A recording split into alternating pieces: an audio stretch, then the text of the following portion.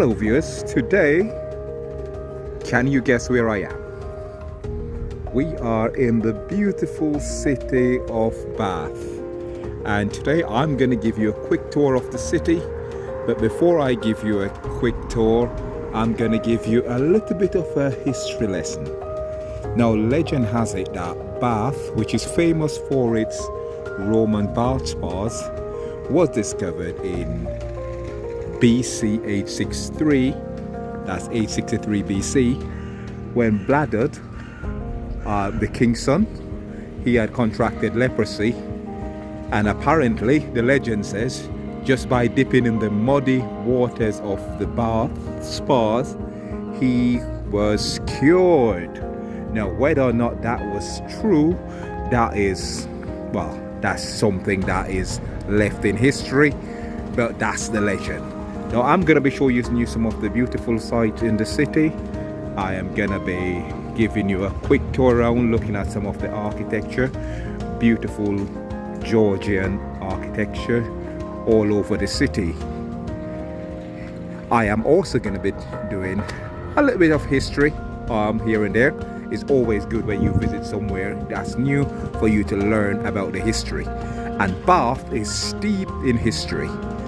Now, Bath is well known globally, all over the world, for its beautiful Roman spas and baths. People have come from far and wide just to experience it. So as you could see, that's one of the churches in the city center. Now, it's a Sunday afternoon here, and it is very popular with tourists and locals alike who would like walk through the city, sampling food or just looking at the architecture. So I'm just going to give you a quick walkthrough, showing you some of the sights.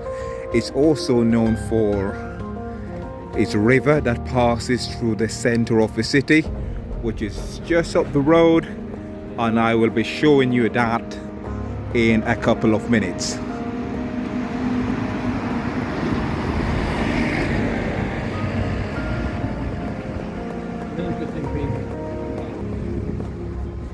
Most of these buildings that you see here will be hundreds of years old, some in excess of 500, and some of the older ones even older than that, close to 1,000 years.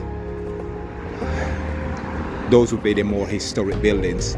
The city also boasts quite a few museums, Jane Austen Museum being one of them. Jane Austen being a native of the town of Bath.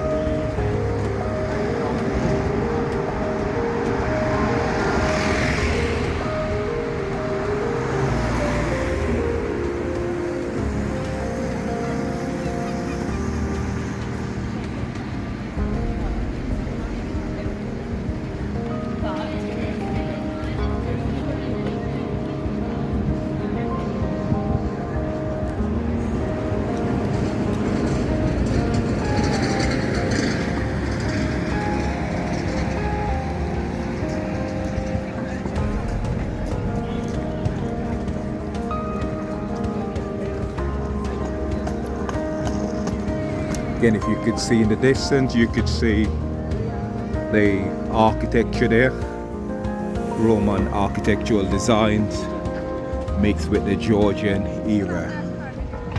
So we're coming up to the river shortly, which I will be showing you in a bit.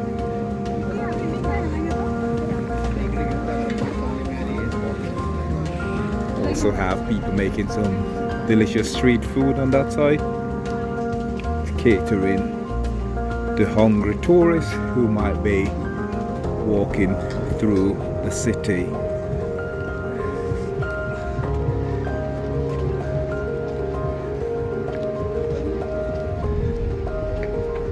So here we've got this beautiful park, as you could see, well landscaped, well maintained, a nice spot just to come and have a chill.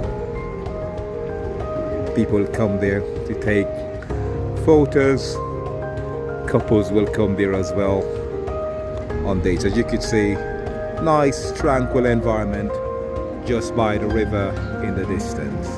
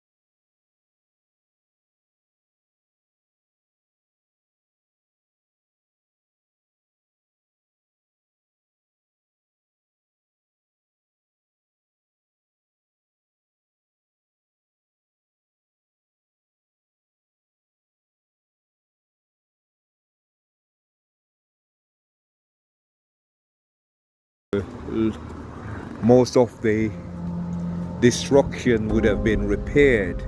However, there is still one building that has kept the traces of that attack as a memorial, and I'm gonna be showing you that building right now. It's just across the road from me, and as I get closer you should be able to see some of the details in it.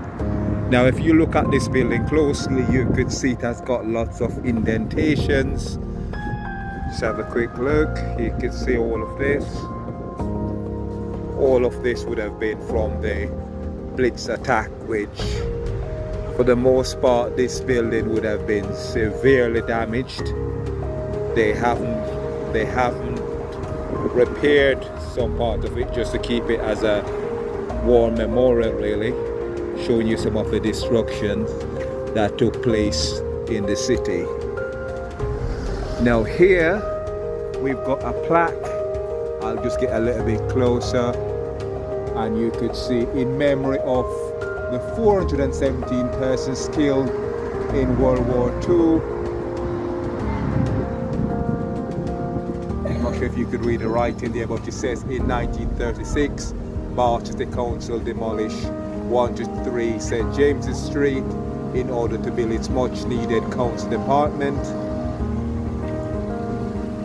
A brand new labour exchange from the building, which assisted those people who were seeking employment and paid out subsistence money to those in need from 1937 onwards.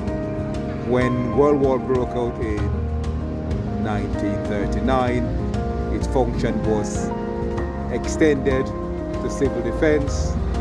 On the 26th of April 1942, in the early hours of the morning, a 250 kilogram bomb hit the Holy Trinity Church just 40 meters west of this site. So that would have been something across there.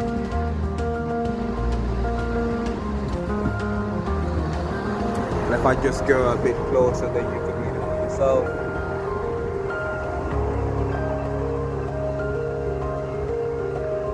But that's basically the plaque, and this is the telltale sign of the damage to the building that took place.